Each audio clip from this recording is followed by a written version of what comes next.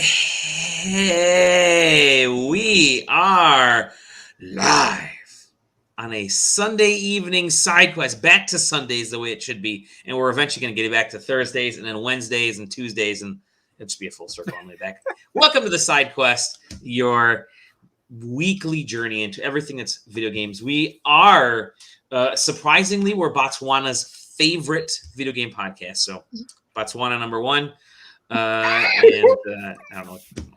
I've always said they're my favorite country. Yeah. Exactly. We're gonna have a great show. That person below me that you just heard, the one, the only Aaron Scratty Bones Kelly. Hey. To his left on your screen, the right, Taylor Bliss. Hey, what's up? If we're gonna go counterclockwise because we're all about the counterculture, Zach. Okay, Quest. I like to call him Zach Off-Center Camera Quest. I think it's actually actually a better composition, dude. That's. I have my dog. Yeah. Oh yeah, there's Pupper back. Yeah, we're there. doing dog cam. What? Have you made her pay for her damaged bed yet? Oh no. That was my other dog. That was my puppy. That was your other dog. To Zach's right, and at the 12 o'clock hour, the _double_ JJ Holder. Yeah, it's 12 o'clock, top of the 12 o'clock hour, so you know what that means. It's traffic alert. Traffic's backed up all past I-5, and if you need to go through... We should have you do traffic alerts like every 15 minutes on the hour. Traffic with JJ on the 8s. And to JJ's right, and I'm over at probably about 10:18. Dolly Domofsky. That's me. Hey guys. Hey everybody. Hey listeners. Hey viewers. Hey everybody else. What is up? It is time to have the fun. Have we ever had this many people on a show outside of like a special event? It's been a while if we have. Yeah. It's been a while. It's 5 of us. That means higher quality, right? Yeah. It means longer. It's a longer episode. I'm trying to hold everybody to 35 minutes, which means we have Taylor on here, so it'll be 3 hours and 35 minutes. Nice. That's good. Because we're going to talk about the Steam Deck. Let's just go right into the Steam Deck and get right into that. And we figured who better to talk about the Steam Deck and the latest happenings than the guy who just changed the case of his PC case. Yeah, that's really snazzy. I did it. I call it the Steam. No, I did update my PC case, but that was because my old one had USB ports that were breaking, and or falling apart, and it was made in the early days, where they decided that like, hey, what if we made a case where you can buy fans for it, except it only fits this case, and you can only buy them for us. And then we stopped making it, and then you can never buy them again. So I hope that you got all of them early because they are no longer available for sale. And the manufacturer's like, can we interest you in one of our newer products, please? So that's kind of sums up. Plus, I bought it before the days where things were, bright and glassy. So there's no window on my old case. It was before those times. And so, yeah, it was time. And good. So I bought literally probably the single most built case in existence, which is the Lian Li O11D. Over manufactured. I mean, probably. If you look at like, hey, I'm gonna do a build showcase, it's like they're usually using the Lian Li O11D. It's one of the most popular, but it's the most popular for a reason. And I don't feel bad about it. Okay. But anyway, yeah. But the Steam Deck they're still making it. Are they? Exciting. Yeah, it's really it yet. Okay. No, they didn't cancel it.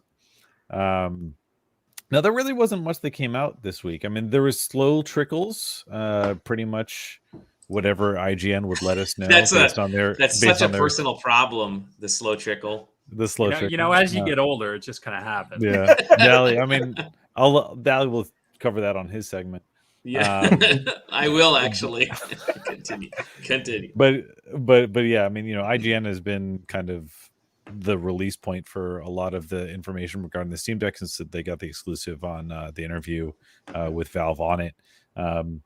There was some stuff about all the games were running in those original demos that they showed. The demo videos were running on off SD card, which was of note because people were worried about performance and load times and stuff like that running off SD card.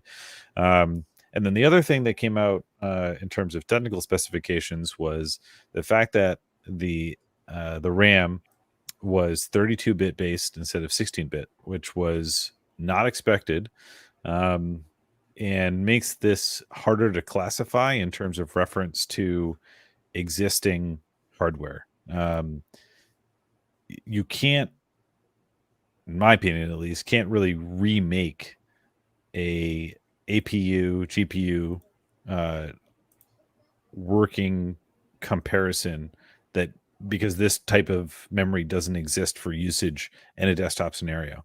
And because of the way that APUs work, the speed and bus rate of RAM are critical to the performance ratio on it. So I'm not going to come out and say that like, hey, we're going to see stuff that we never would have expected. Because they also, the little bit that came out was the fact that, hey, please don't expect your AAA games to run past 30 FPS, which is a different conversation that probably more people will be interested in. But yeah, the RAM running at 32-bit was actually just really interesting because you don't really see it anywhere else. But yeah, I'd say probably the most notable thing that came out in terms of general like information was the 60 or 30 FPS on the majority of the AAA games that they were showing. What were the big ones that they showed? Death Stranding, Control, Horizon, maybe. I don't think they showed Horizon, but I would categorize it in the same space where chances are they're going to expect you to be able to pump it to high and then set it at 30 cap. Not for nothing, but if they're telling me that I can play Control at a solid 30 on this thing, I'm pretty okay with that.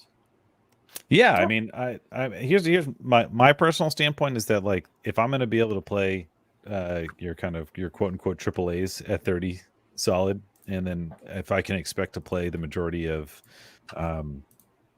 your high quality indies, stuff that really, in my opinion, shines at 60.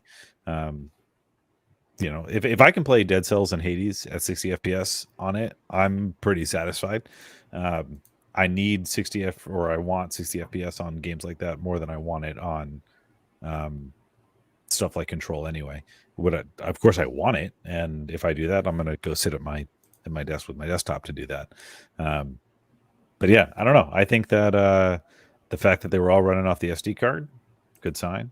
The fact that the memory is something that we can't quite quantify until we get it in our hands sucks because obviously everybody wants to know information, but it's still good because, hey, anything that can increase the performance on this that sets it apart from what's out there is good, in my opinion. Yeah. Yeah. And I'm literally not going to talk about the Steam Deck again unless somebody else does it first. I'll be interested to see what they do with like how people use it with like VR shit, because that's going to be like an interesting yeah.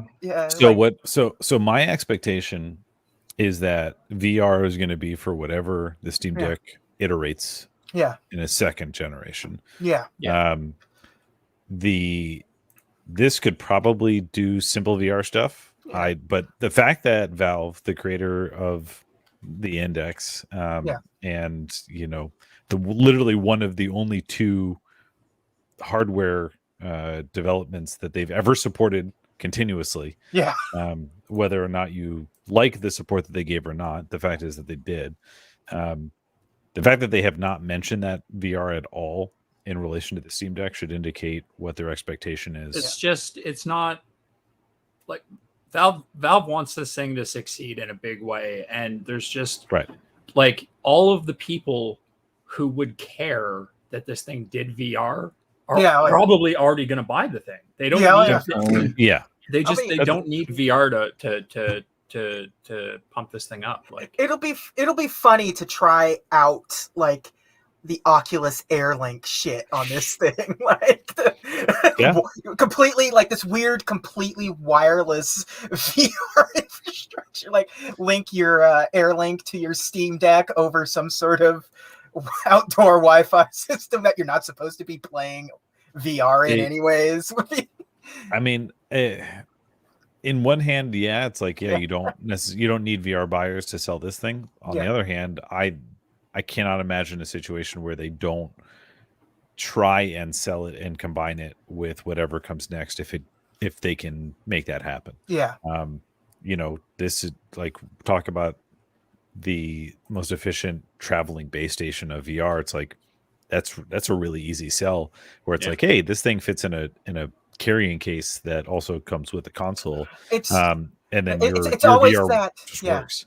It's always that thing, like, remember, like, bring over your Wii to your, to the house or whatever and play both. Like, the Quest isn't really necessarily, like, the Quest travels because it's wireless, but they actually have real VR experiences, like high end. Like, if you could bring Half-Life Alyx over to somebody's house in like the second iteration or something, fuck, that'd be finger tracking on the Steam Deck. Yeah. Yeah. Yeah, where's my VR experience that assumes I'm holding a Steam Deck in my hands? Oh man. Dude, it's like I saw indie devs talking about like the possibility of just using that as a way to like portable program games. Yeah, it's like, like I can just bring like a small keyboard to like a cafe and just like program a game. Like that's the fact vital. that it has it because you think about what a dev needs in terms of, especially like for input testing and stuff like that. If you bring a keyboard, whether it's Bluetooth or I mean, actually you probably want USB and Bluetooth to test variables, but yeah, I mean, you plug in a keyboard into a USB expansion port, and you have full controller emulation, you have trackpad emulation, and then you have your keyboard, and you literally have mouse pointer. You have everything that all types of inputs that you could ever expect to be able to input. It's fully encapsulated. It's a 8-thread 4-core machine. It's, at the end of the day, pretty capable as far as a mid-range machine. Yeah. And I saw recently that they have pre-orders up until Q2 2022. So they're still pushing them out. Like, so it's pretty impressive. It is just about time to check Steam Deck to do our weekly check on what you're right, they pushed it up. Yep. So 64 gig after Q2 2022, 529 256 gigs, still the most, going to get to you the soonest, Q1, and then the 650 512 is Q2. See, that's interesting because for me, the 64 gig says after Q2, but the other two both say Q2. Really? Yeah. You know why? That's because I fucking bought the 256 and Q1's my expected. And I was gonna say, is it just they're saying, Canada, they can wait a little bit. Canada, fuck them.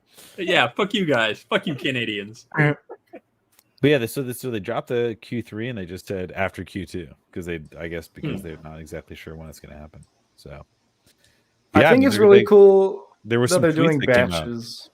Yeah. Oh, what? Yeah. I get So apparently there was an API that was open for a bit where people were able to glean sales data, and I haven't kept up with it, nor do I have the tweet available directly in front of me. But I don't know. The numbers are pretty good. But then again, it's also a $5 reservation. To me, I'm not reading into any numbers that are coming out of this stuff because I dropped a $5 reservation. Yeah. $5 is a good impulse. Easily. Like, I mean, it's just between now and the shipping date, I could just cancel that $5 and not. Let me know when people start having to actually put down a $400 plus charge onto their credit card. Yeah. And then we'll have an idea of how well this is actually selling, as opposed to vague interest. I mean, $5 definitely is like above in terms of gauging relative interest because you actually have to create a transaction on your credit card. It's not like it's Amazon where everything's a free pre-order. Right. This isn't a wish list. This is technically a reservation, but it's not a full cost reservation. So we'll see what happens later. But yeah, I mean, definitely people clearly are interested. That's for sure. I'm really curious if people are going to if there's going to be a section of people out there that pick one of these up, like especially just the cheap one, specifically for dual PC streaming. Like people who just quite don't have the power on one PC to stream and play a game at the same time, but they could just pick this thing up to offload half of that processing power. Yeah, it's actually kind of. I never thought about that, but yeah, it's. I mean, a 4-core 8-thread Zen 2 is really good at video encoding, so I can't imagine why it wouldn't be. Well, just kill yourself the dock. I mean, think about. I mean, it's not so much a thing right now because of the pandemic, but there's a lot of the big streamers like go to events and stuff like that. And imagine being able to carry your PC with all your like OBS data and overlays and all that shit in your pocket. Yeah. Sure. Yeah. And not have to like pull it off of like a memory card onto a computer that isn't yours. You just have your stuff with you and just done. Like that's enticing. Definitely. Yeah.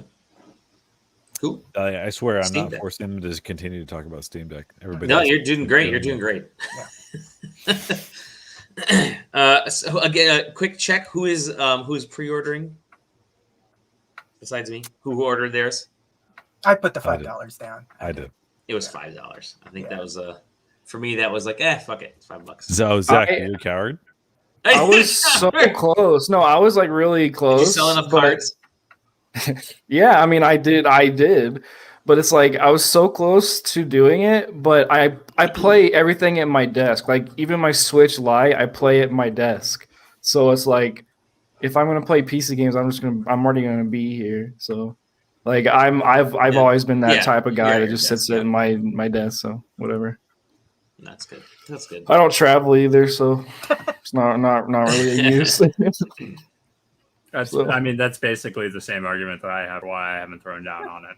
It's like, I could pick one up and it'd be a novelty and it would sit here and I'd probably use it a little bit, but I don't go anywhere and my computer's right here, so I don't need one.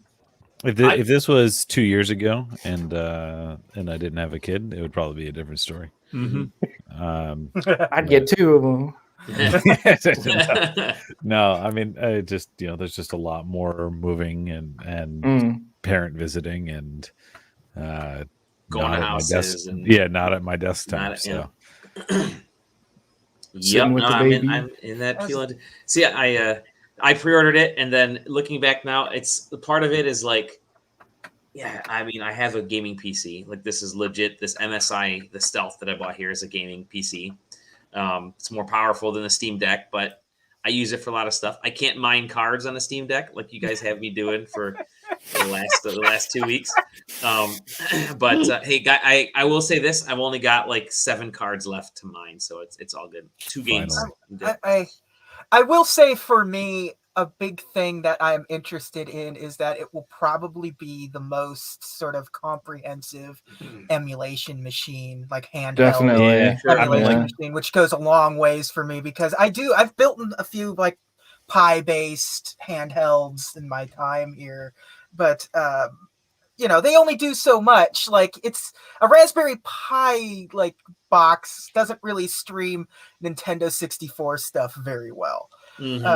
Like you boot up some this games thing's going to be able to crush Dolphin. Yeah, this thing is going to be this thing's going to be fucking ace for that scene, and I'm very kind of excited to see what kind of crazy shit they do with it. I mean, what I'm interested to see is like who's going to create the thing that's going to run an ARC on the native SteamOS 3 and like going to integrate like what's going to make me not have to dual boot anything to work natively directly, and that's kind of like what the most exciting part about this whole thing is that like something to coalesce around, which is hopefully, God fucking praying that's something that Valve can do here and that they don't drop support of it and make everybody cry.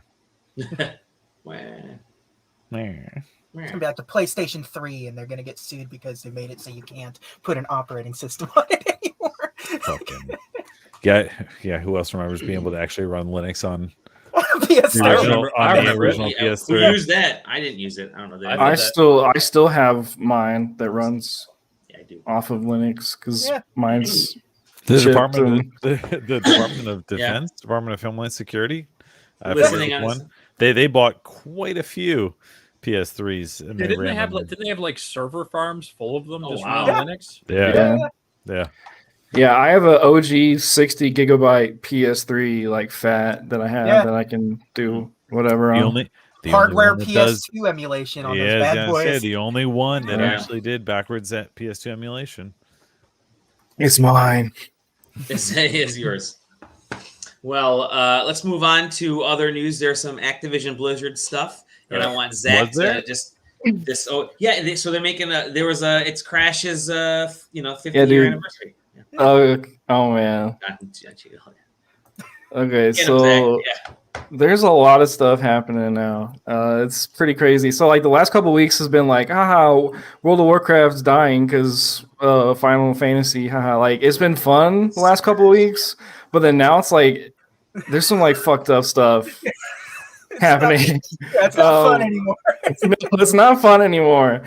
So it's just I just have these like cliff notes. Like it hurts to say cliff notes of like this whole thing, but Very serious situation. Yes, basically it really is. to sum it up to get the concrete footing that we need to even talk about this is like basically a lot of women, a lot of people of color have come out about being mistreated at Blizzard. And the mistreatment of women isn't even like the usual that we hear about games, like this person didn't get paid as much as the other people. Like that's also happening. Yeah, the boys club. But this is like actual like sexual assaults and like this rape is like It's insane. happening at work. Insane. So yeah, and like staff had specific rooms designated to like bring people into do whatever they wanted to them. I forgot what they're called, but it was named after the dude that is the fall guy for all of this.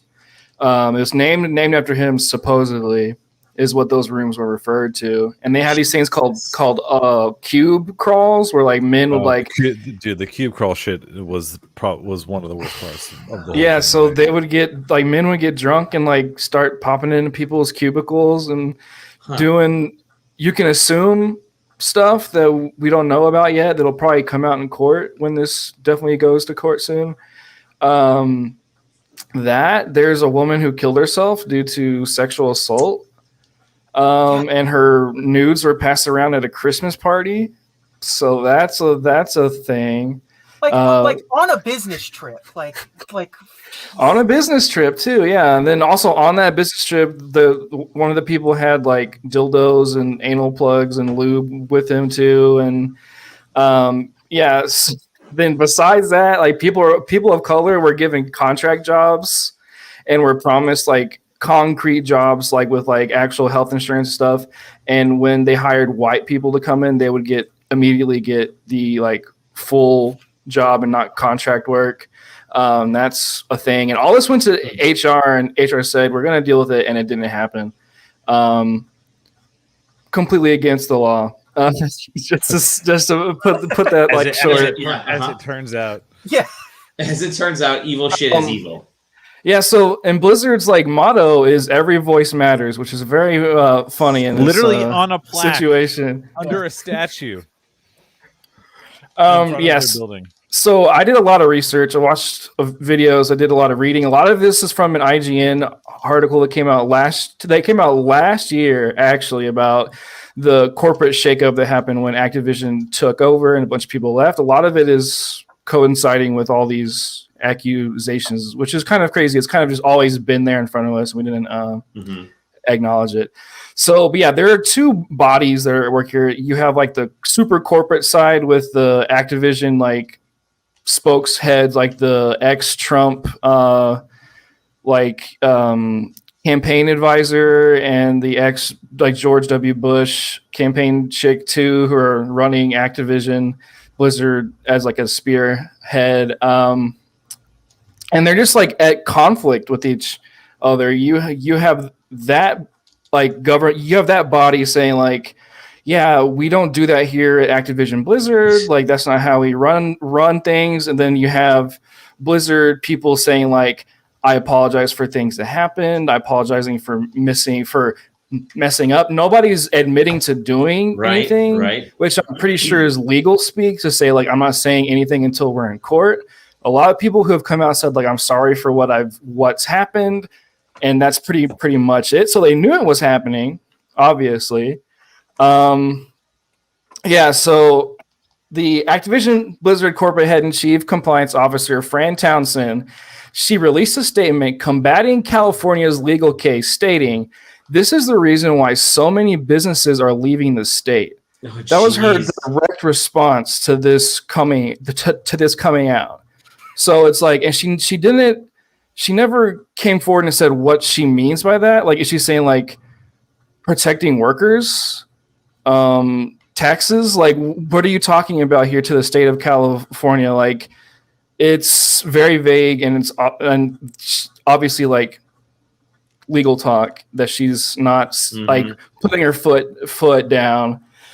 But yeah, so here's this timeline I have. We have a ton of assumptions that we can make about Blizzard and the way their quality has declined over the past couple of years. And you can just directly correlate that with like working conditions and how like people who don't like going to work, people who are scared to go to work, like I might get raped today at work, are scared to work and do good with their job. So we could kind of draw direct connections there, but I don't want to because it's not an official thing, and that's going to come out in court. But what we can talk about are proven things that are in articles, that are in leaked documents, emails, and all that. So I have a couple of things that I found that are pretty damning. But yeah, so basically there are 6 people who are major players at Blizzard that left in the last 5 years. You have Mike Morhaime, who is the founder. You have the co-founder, Frank Pierce. You have Jeff Kaplan, the guy who made Overwatch, and the guy who works on WoW, and Chris Metzen, the guy who started the whole WoW story, started all that. He left. Ben Brode, the head guy behind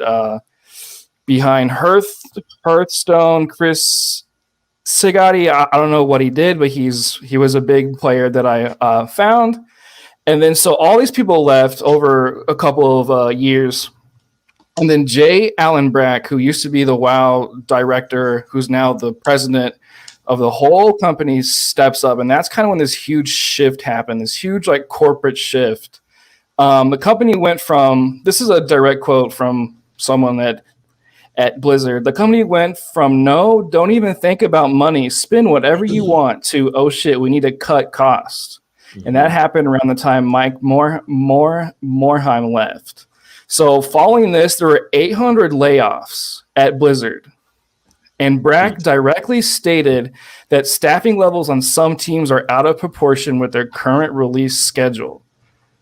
So you have Jay Allen Brack, who's kind of became the corporate speaking head. It's like, yeah, like let's do what Activision says. And you can also just assume there's a bunch of shit happening behind closed doors with women and people of color and all this other fucked up stuff. And then along with that, you have the Blitzchung thing that happened with China, where he says free Hong Kong, and then Blizzard docks his pay and says, no, you're not going to get paid because you spoke out against China.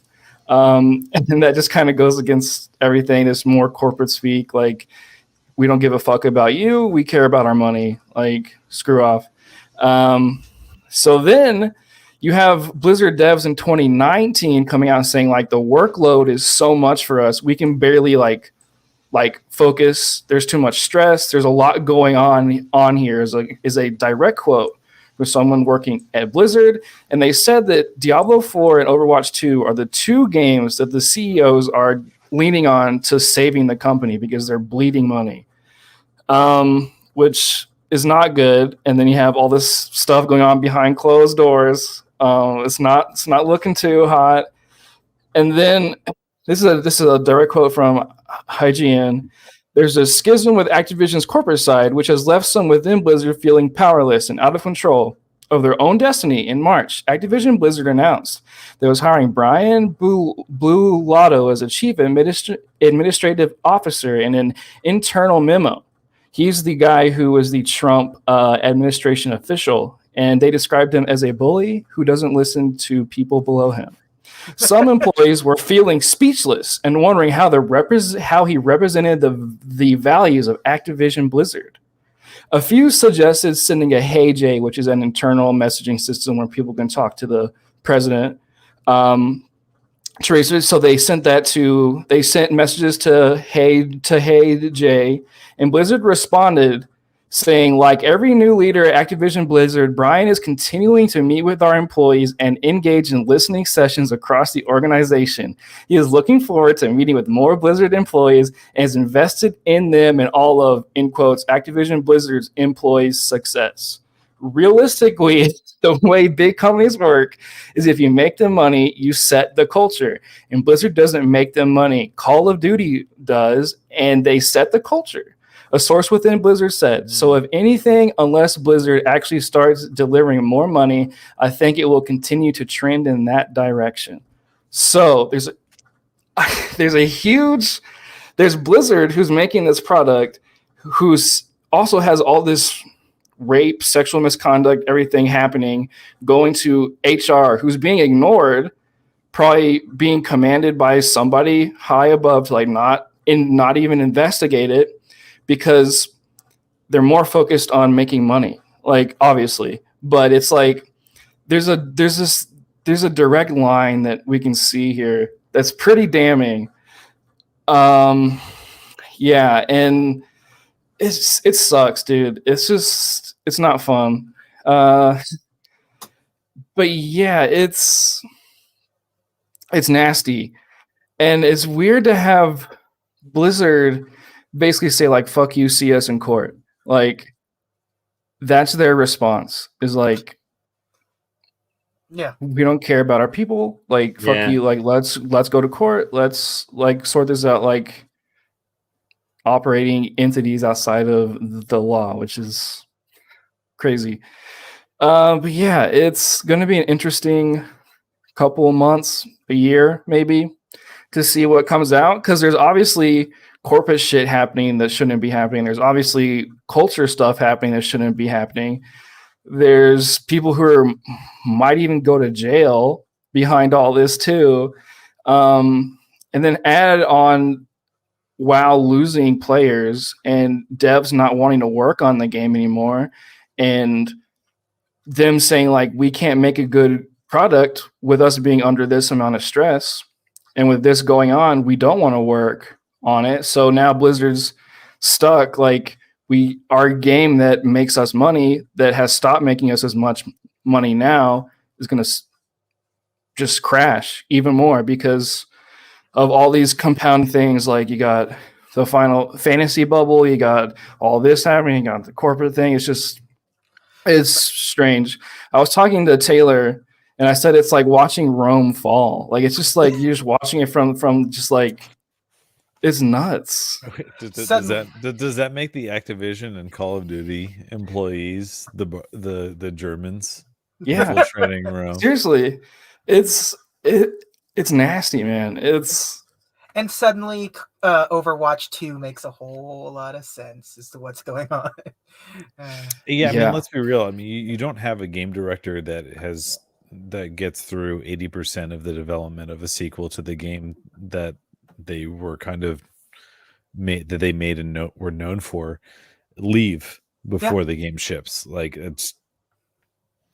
It does not matter how much confidence that you have in the team that you leave behind. It's just doesn't really happen.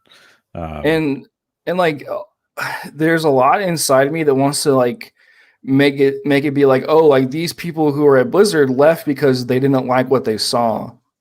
And that's the positive outcome, which is also the negative outcome too, is they didn't say anything when they were in power. Yeah.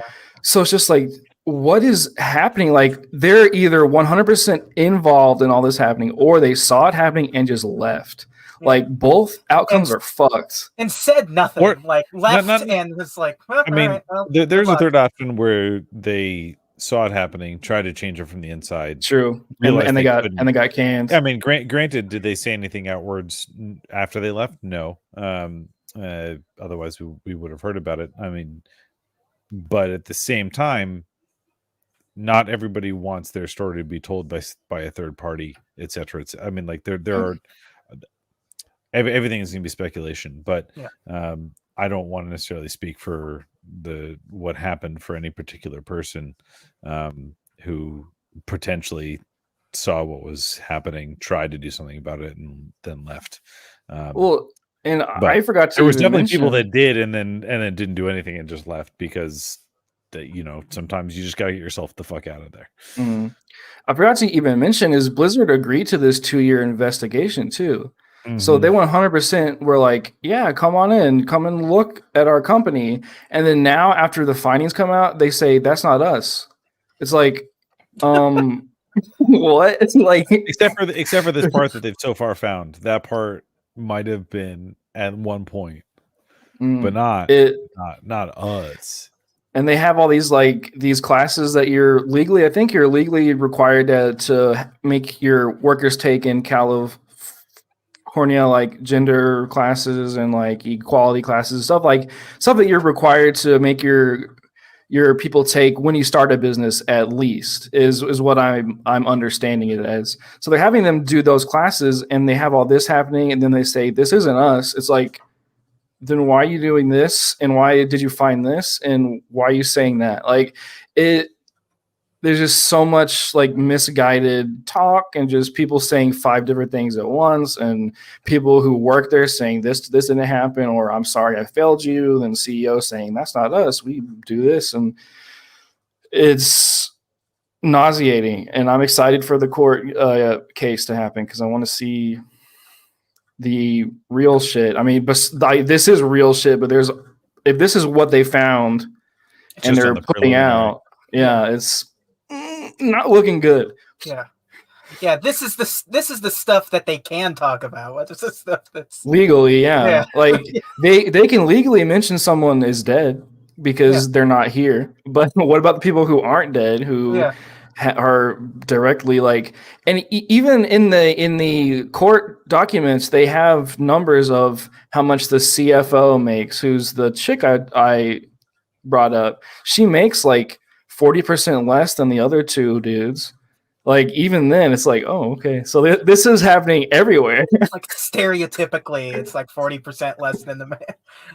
Yes, $2 to every $1 to every man's $2 kind of bullshit going on. It's like you have Bobby Kotick, then you have that other guy, then you have her, and like Bobby Kotick's like $2 million or whatever a year. This guy, the other guy's like 1.4, and she's like 600,000. Like, yeah, and she's defending it because it's her job. Like, it's fucked. Like, whatever. But it's gonna be fun. It's gonna be interesting to keep up with it, and I hope more people start speaking out because there's been some smaller workers. We're gonna see trickle outs for for months. There's been smaller workers who've been coming out saying like, yeah, like I've seen this, and so, and people have been talking about it for the past 2 years at least, like outside, like there's something going on in Blizzard, like what's happening, and it's the corporate shakeup that happened, losing all those jobs and sexual assault. Like, if this goes the way these things usually go, there's probably a bunch of people out there in the wings waiting for Blizzard to make specific denials, and they're out there with proof. Yeah, because that's how this always goes. Blizzard goes, well, I mean, it looks bad right now, but at least we never did X. And then 24 hours later, someone who used to work at Blizzard is going to come out and be like, no, you did. And here's a bunch of emails to prove it. Yeah. That's how this thing seems to always go. So that's what I'm waiting for. Yeah. Chat logs from for sure. Chat logs and shit. Yeah. Yeah, I think there was an insider who said that there's a person they specifically mention. I forget his name. It starts with an A. He was one of the original people. The company he's been referred to as the fall guy. They're pinning all of it on him. So yeah, it might just end up being like he gets pinned and he gets fucked, and everyone else gets to go away with it. So, which is kind of why I think that a lot of things are going to come out between now and the time that this finishes. That's probably not going to go quite as smooth. I mean, who knows? I mean, there's anybody's guess on how it's going to go. I personally think that it's more likely that something else is going to come out. But yeah, let's see if I can find this dude. Whatever. I don't care. He's a piece of shit. That's all that matters. At the end of the day. Okay, and that's the end of the bad news. I got some good news though. Final Fantasy 16 has Yoshi P, the director of Final Fantasy 14, has stated that the English writing for the script and voice acting came first. So the game is based in English, is where it was originally written in. So it's all fully facial motion capture for the English audience, which is very interesting. That's wild. I was very surprised I saw that article or the info that you posted on that. Right. And I mean, yeah, I don't know. I just maybe it's a COVID thing. I don't think necessarily that it's it could be that choice, but I mean, the team who's doing it is the Final Fantasy 14 team, and right. and for Final Fantasy 14 they also do that. Like everything's based in the English script, so it could just be that like he's comfortable in this. Like let's just do it. So, but the facial motion capture being the main thing in English, I think, is the most interesting takeaway. Really cool. I'm interested to see if they have any actors behind the game because I mean 15 had a couple, so. Who knows? Yeah. Kiefer Sutherland. Let's get back. Is it? Oh my God, Kiefer Sutherland, the star of Final Fantasy 16. He'll have 8 lines. I mean, the main character's name is Cliff, right? In 16, isn't that his name? Clifford Sutherland. Like all of them have these like really like English like names. It's John Ratzenberger reprising his role from Cheers. I have one more bit of news here from my end that we can throw in. Hey guys, Dead Space is coming back. Yeah. I don't care. Yeah, what? I don't care. I mean, let's be real. The all we got was a teaser, right? Yeah. Mm-hmm. It was definitely Dead Space, but it was only a teaser. No, here's my thing, right? Is EA has insistently said no one cares about Dead Space, and they fired that whole team, and then now they're like, they were wrong. And then now they're like, oh, people want Dead Space, let's make our own. It's like, fuck you, dude. Like you destroy people's jobs just to say like, destroy their hopes and dreams. Well, according to close personal friend of the show, Jeff Grubb, it's like it contains elements from all Dead Space games. Yes. Listen, so it's going to be bad. EA is dumb as hell, and we all know it. Yeah. I mean, otherwise we'd be getting Titanfall 3. Yeah. Dead Space Extractor Titanfall 3 VR is Apex Legends, dude. Yeah. Kill me. Isn't that crazy? That's coming from a person that likes Apex. I think Apex is good. Isn't it crazy that Apex is the last like Source Engine game? Yeah, it's like super modded, but it's Source though. It's Source Engine. Well, is it Source Engine 2 or Source Engine 1? It's 1. It's the same. It's the same as Titanfall. Titanfall 2. Yeah, just crazy. I hope Isaac finds himself in a golf game again this time. Oh yeah, he'll be back in PGA. Yeah, there you go. Yep. Anyway, I don't know. I mean, I love Dead Space. I hope it comes back. But you know, I just cut off the limbs. It's what the series is known for. Put it back in there. Yeah. By the time you got to the third one, it was just like, hey, just shoot him wherever. It's fine. It'll work. EA just makes it so easy to be mad. mad and uninterested. I think. Yeah, I they don't know. do a good job at being able to make announcements that make you go, yeah, okay.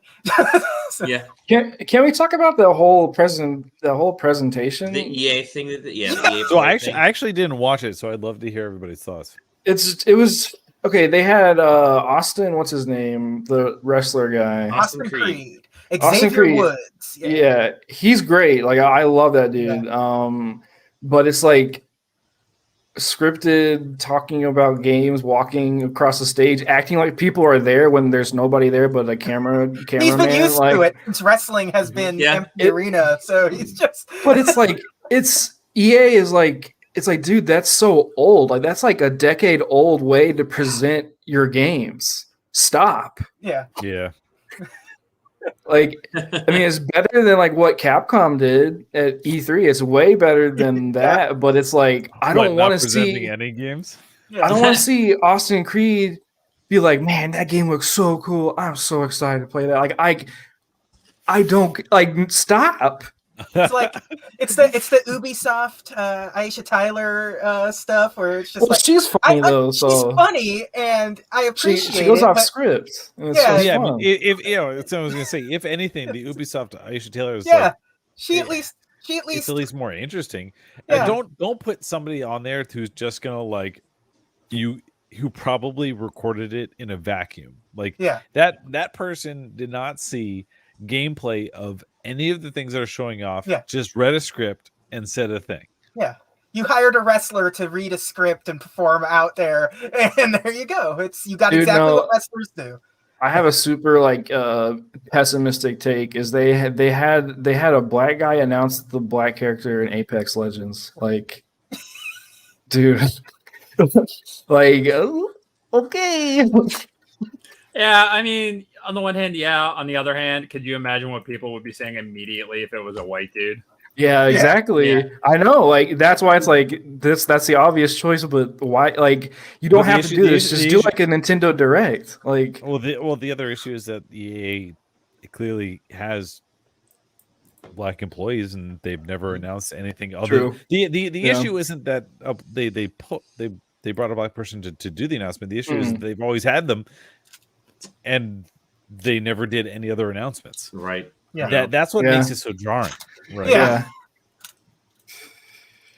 Wild, man. I watched like 10 minutes of it and I was like, I don't outside of Dead Space, I don't even remember what was there was the Battlefield, whatever, I think. And then there was a Grid Legends. Oh, Grid, yeah. I love those Grid games. So. They had that like stop motion game they showed. Looked interesting. Lost and Random, yeah. It looked interesting, but they've been talking about that for a while, though. Yeah, I know. It's they have Austin sitting there like, "Whoa, boy, howdy, that looks great." Well, any other news? I think that's it for the news. All right, anybody got anything else? No. All right, let's move on to what we've been playing. And hey, I figured out how to do something. And I'm going to show you guys. I'm going to jump in. I forgot what game this could possibly be. Big Tech Dally over here with. Check it out. All right, you guys ready? You guys ready? Just the stream. Bam! Pokemon Unite. Check it out. Pokemon Unite. So Pokemon Unite came out.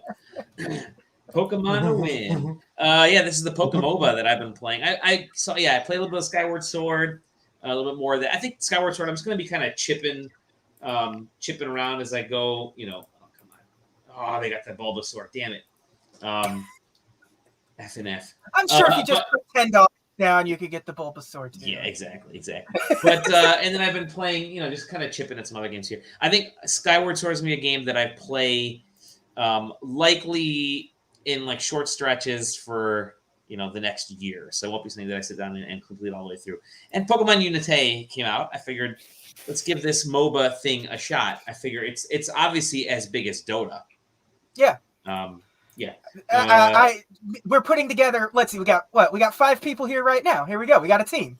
Yeah, we got a team. We're going to be SideQuesting's Pokemon Unity. Yeah. Unite. Sorry, Pokemon Unite team. And whatever the Pokemon version of the International is what we're doing. We're going to. And so we're gonna play. I'll show you guys a little bit what because of course the network is phenomenal with Nintendo's network here. I'll show you. $20 a year. Beautiful. So it's a Pokemoba. I mean, I'm playing a quick match here. It's still 5 minutes long. This is a 4-on-4. There are also 3v3. I think there's 5v5. And you get to choose a Pokemon, and you take that Pokemon through. And of course, just like other MOBAs, click. It's a lot of tapping. And you beat up the extra little Pokemans that are in the area here. You build up points. A little 4 above that ball that I have there, right in the middle of the screen at the bottom. Those are goals, and you score a goal, and that lets you get the points. Right? You got the lanes, obviously, just like a typical MOBA does. All right. Take those balls, baby. Dunk it, and I get to dunk. Come on and slam. I actually think this is kind of cool, just the whole dunking thing. And that's basically it. And then you just 49 hit. It's got 49 points of health or whatever, damage points. You can take it down. All right, do that, and then you take out one of the opposing players here. I'm going to talk exactly like an esports analyst. He's going to go down the right lane. He's shooting down the right lane. He's kind of slow down, not fast enough there. He's going to pick up some of the fruit. I'm sorry. Whatever. So as a person who else is playing it? So as a person who's played quite a few hours of MOBA, maybe like a couple hundred hours of MOBA games, I can say that I was impressed with this. Actually, it's a really cool translation of the core idea of what a MOBA is. Yeah. And I like the way they casualized it, where it's you can't push farther down lanes, which is I think is a good idea for this type of game, because if you go past the opponent's goal, you get slowed down. So it's kind of it's harder for you to push. So it's like a person like me who's better than probably the average person who's playing this right now. I can't just demolish a player, go into their base and just fuck them up. So I think that's a really cool idea. And they have the jungle where it's you kill certain Pokemon, you get buffs for your team, and they're not as intricate of a jungle, but it's still there. Mm-hmm. There's enough there that it's would be fun on a competitive level. I think there's definitely going to be an esport for this. But yeah, it's just cool. I don't think I would ever play it for more than 10 hours because that's the amount I've put into it. But it's fun. I really enjoyed it. So I've also been playing it. I didn't necessarily expect to, but what I found is that it's really easy to get really sweaty. Yeah, playing competitive MOBAs or more competitive MOBAs like League or like Dota 2. Yeah. And when I'm trying to have a good time, with friends, I'm not my best self when I get sweaty playing competitive MOBAs. You're destroying this team. Watch this, ready? This is what a goal! I'm just demolishing him right now. And these 12-year-olds are crying, man. Yeah, they are. My daughter and her friends upstairs. I've had quite a few times where we've got 5 stacks going on Pokemon Unite, and it's just really easy to have a lot of fun doing it comparatively. One of my favorite things, and this is old person who has a child talking, but the fact that game times are capped cannot be understated. Obliterated them. A full match. Bots, I think. Yeah. A full match never takes more than 10 minutes. A ranked match never takes more than 10 minutes. Mm-hmm. A quick match never takes more than 5 minutes, and that's end of story. That's it. I got the MVP of this guy. Mm-hmm. It's less MOBA, more like Pokemon, like weird Pokemon basketball. Yeah. It is. Shut up and jam, Barkley. Shut up and jam. Yeah. No, wait. This is Bill Lambier combat basketball. The The reward system is whatever. It's relatively well built. Nothing too egregious there. It is a largely It's normal. It's largely a 10-cent devised. They put forth a lot of the development prowess on the game, from what I understand, but nothing really kind of reeks of particularly bad pay to win stuff. So yeah, I mean, I think they did really well on it, and it's actually pretty good. Oh, look at that! You got some pants. I think that there's a couple of weird things, like how you can have the same Pokemon on like each team. Yeah. Like I think the roster's a little strange. small. The roster's a little small. There's some Pokemon that are obviously very strong, like Gengar is Gengar and Pikachu are like fucking crazy. Like god tier broken. Talo as well, or Talau, however you call it, as well, is kind of. Oh yeah, his little teleport thing. Yep. That he has. Yeah. But yeah, no, it's clearly like League of Legends balancing that we're gonna get here. So whatever. But Gengar is you better buy the most popular Pokemon, because otherwise you're probably gonna live behind. Except for Gengar, who is by far completely broken and overpowered. He is a pub stomper, dude. Like, yeah, it's so easy, dude. I was playing as him and Ivysaur and just destroying people like by myself, just going nuts. But no, it's fun. I was shocked. I was shocked how good it is. I thought it'd be a piece of shit. I am also shocked. I was blown away. I did not expect. I was like, okay, people in my friends group were like, yeah, what about this? And I was like, I don't know, 10-cent Pokemon, it's forgettable. I said, it's mobile game. Keep in mind that, they did. This reminds me a lot of, what was that other Pokemon game that released on Switch and then went to mobile right away? Yeah, I know what you're talking about. Fuck, I can't remember what it's called. It's not Pokemon Fuck. No, it's not Pokemon Fuck. No, but you can find that downloadable. It was like Voxel. Yes, Pokemon Quest. Pokemon Quest. Yeah.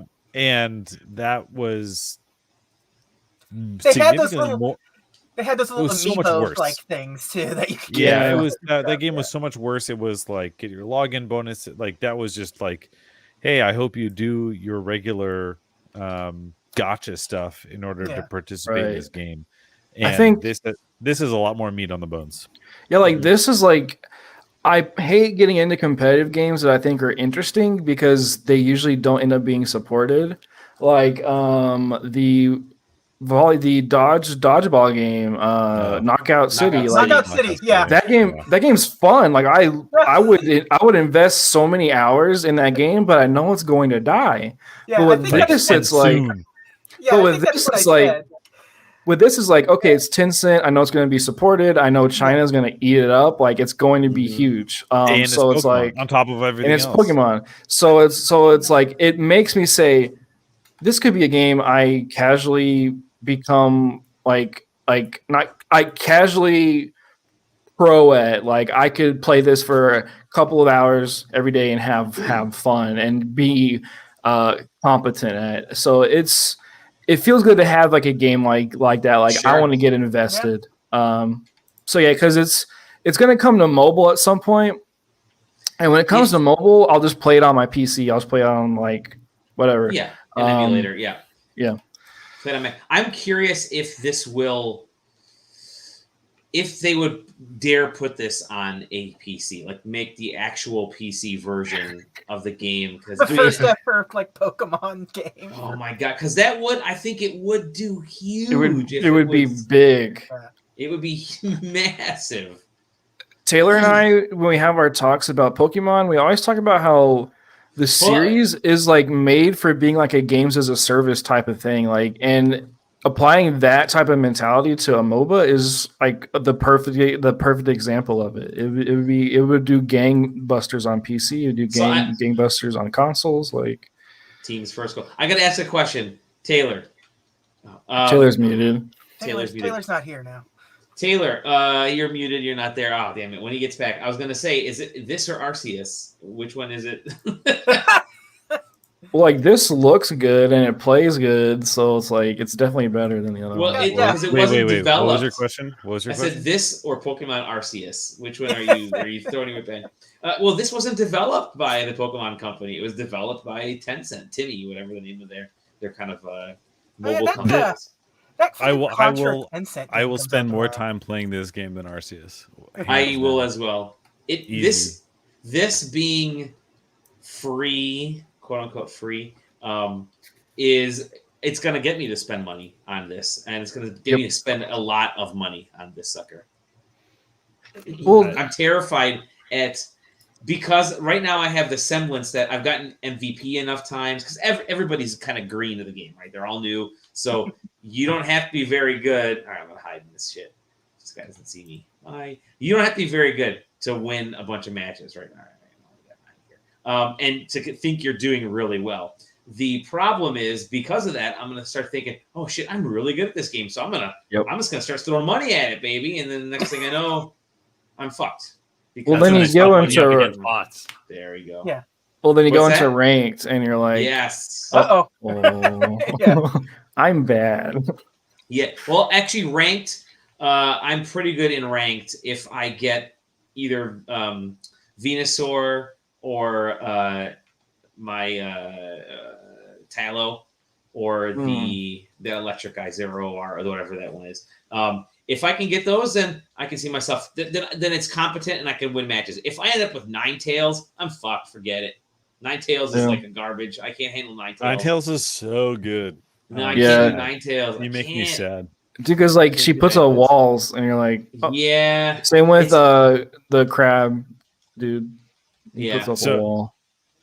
It's funny because the first thing that started to happen once again my play circle started to get into this was like, boom, it's like, okay, time to look up the tier lists. Who's good, who's bad. I'm like, bro, it's a 10-cent Pokemon game. Let's get I think we can just take a step back.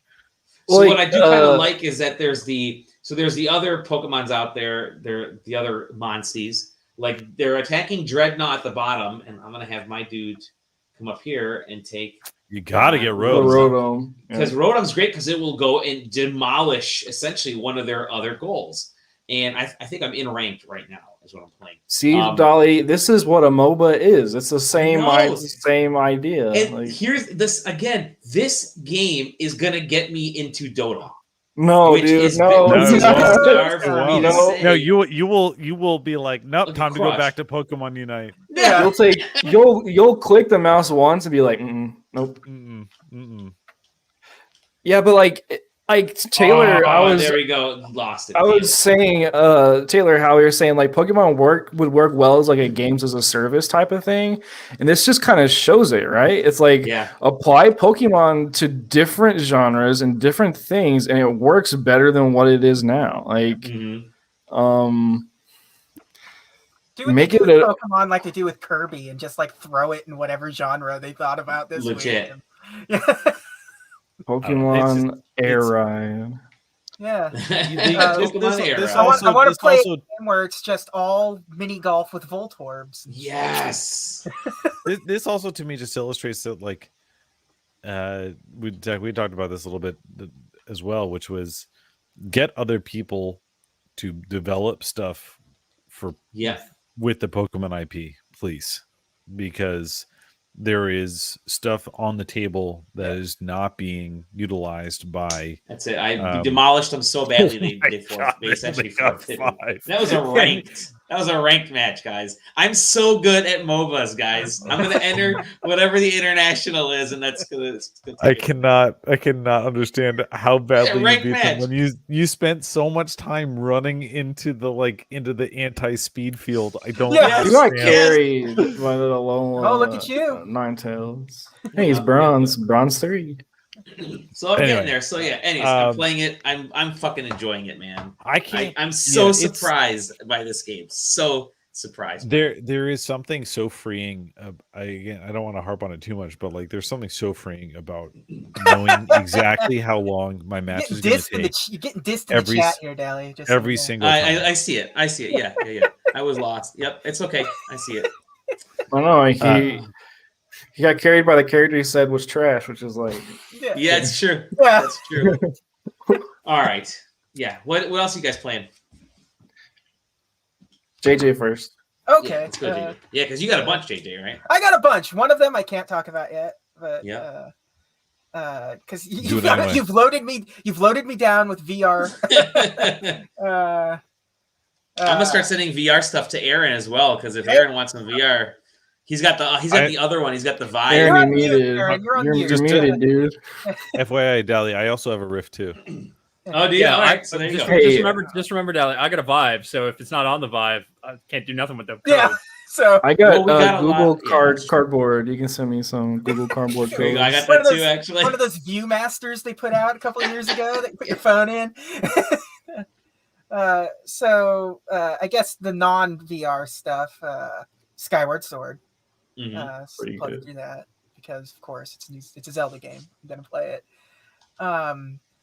Guilty Gear Strive, Oh, nice. Yeah. which is that game fucking rules.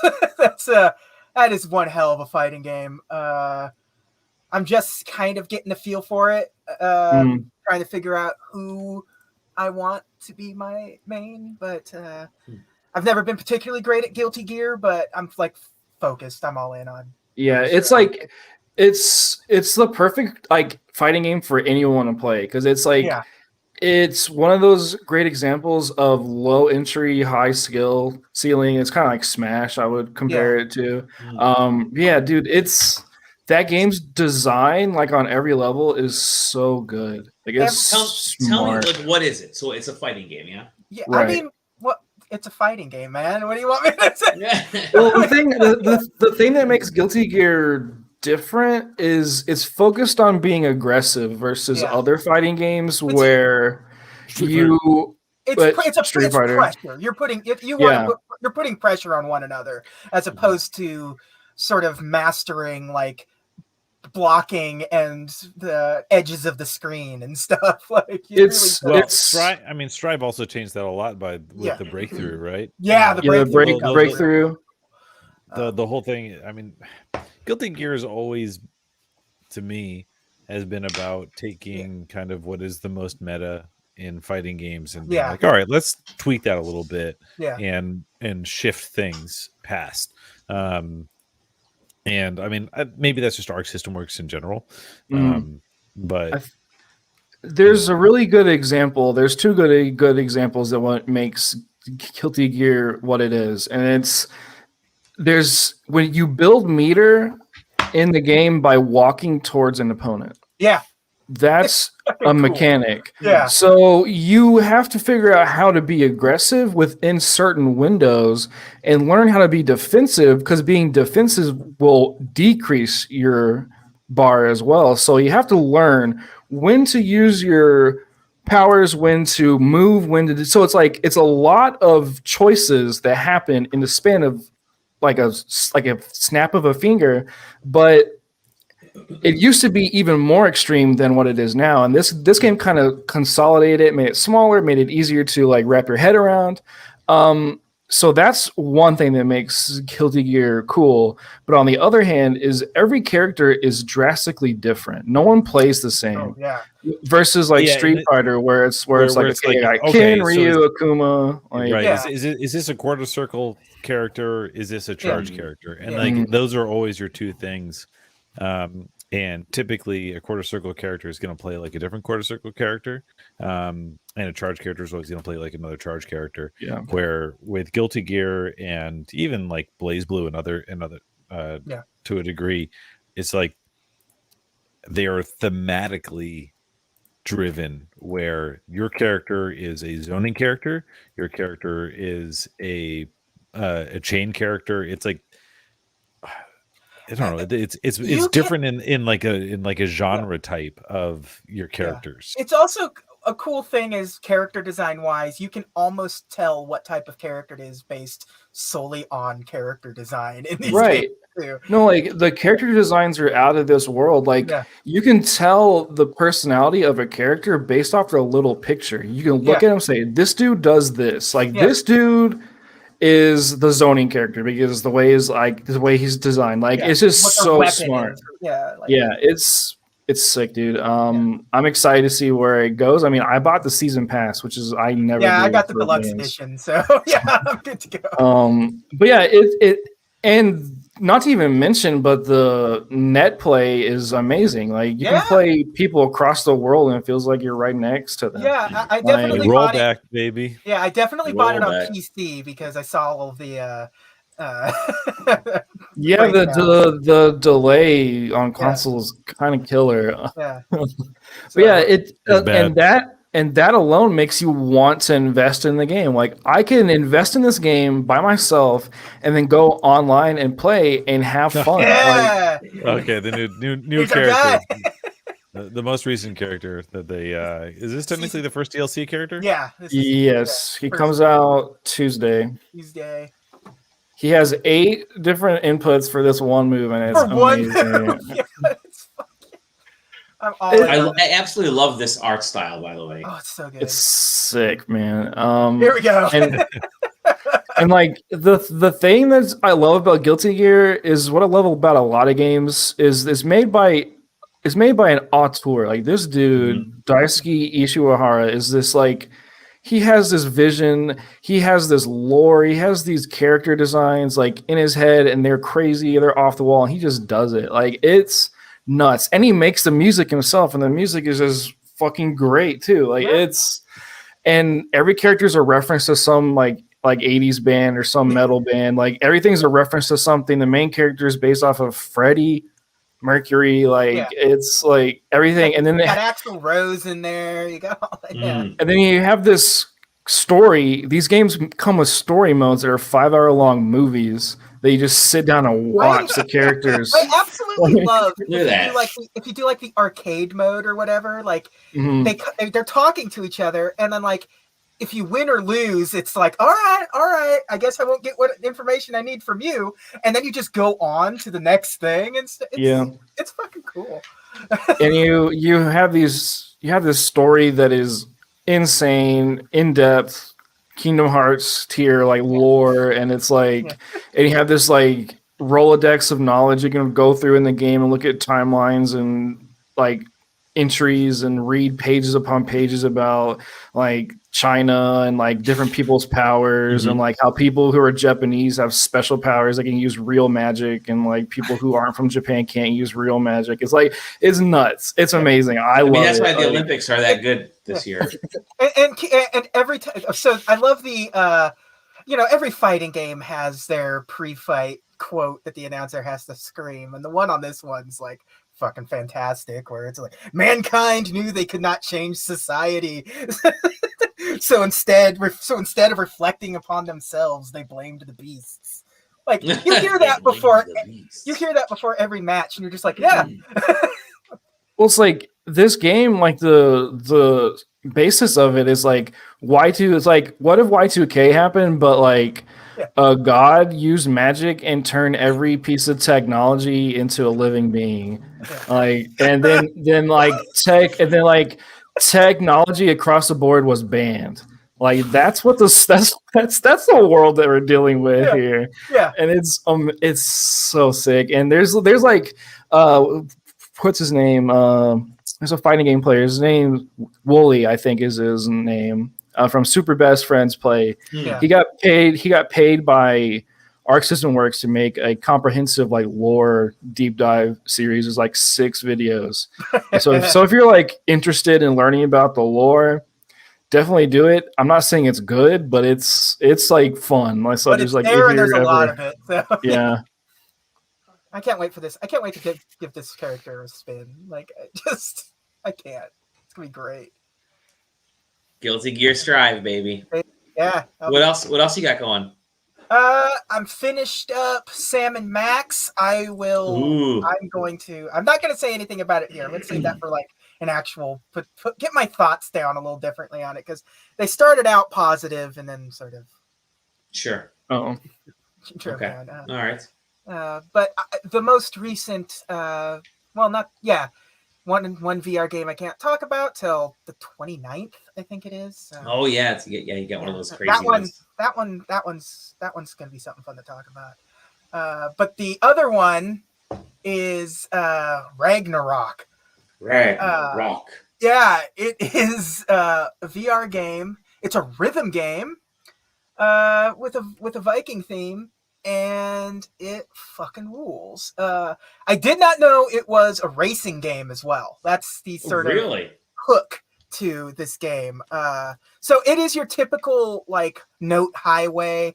It has like a very sort of like almost Beat Saber presentation where the notes are coming for you, and you have 4 drums in front of you. You're on a Viking boat, and you've got a hammer in each hand, and you're pounding the drums as runes are coming to you, and you're pounding on them, and all of the music is like Viking themed metal songs. So it has exactly the sort of aesthetic you want. Yes. Okay.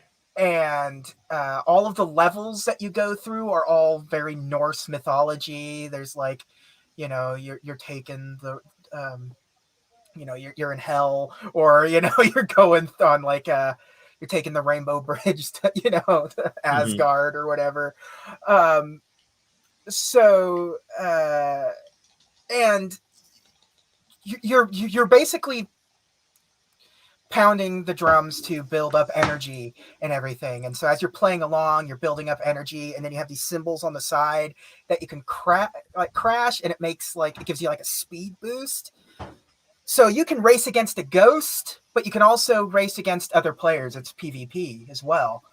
But there's nobody playing online. So the PvP part is kind of nothing right now, but it's got lobbies and everything. And yeah, it's a racing game. So you're just like rallying your troops on your boat, playing these fucking metal songs, and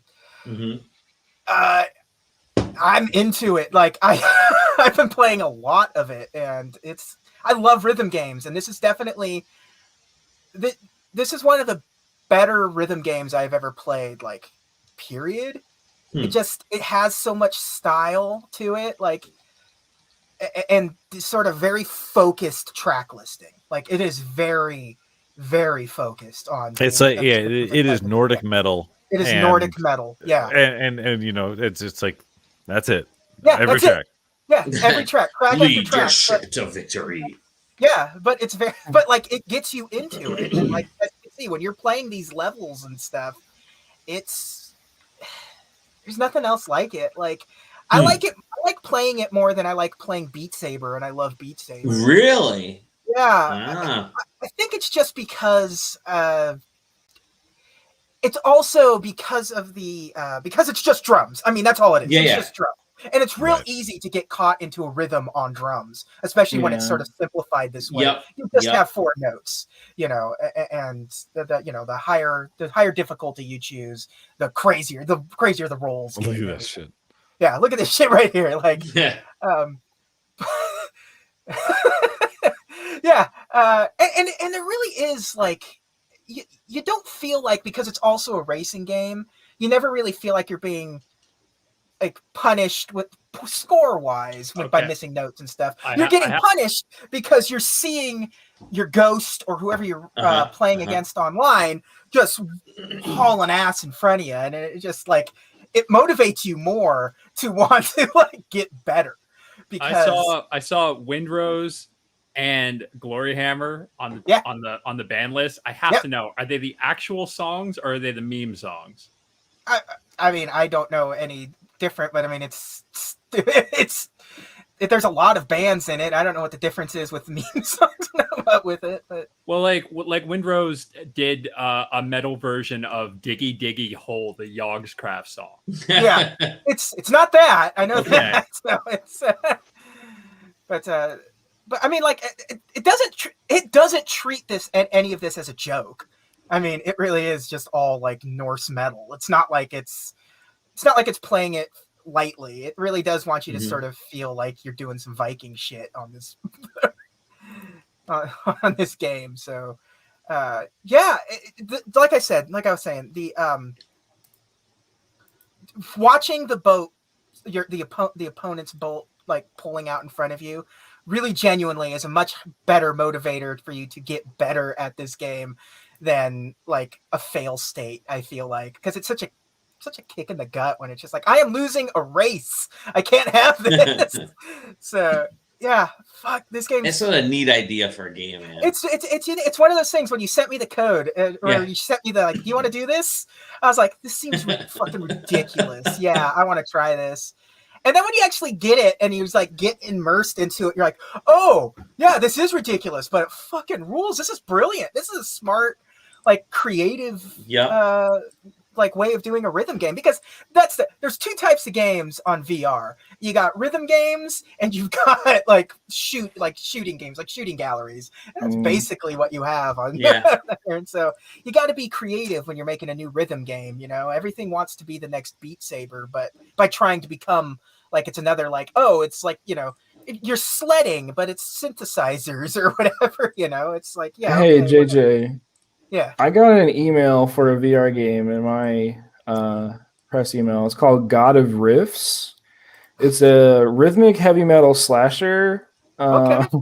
Slasher? Is it like a horror game? No, it's like you're fighting dudes with your guitar axe. And it says wield battle axes and smash skeletons to beat the 4 exclusive metal songs, each with their own environments inspired by iconic metal covers. Oh hell yeah!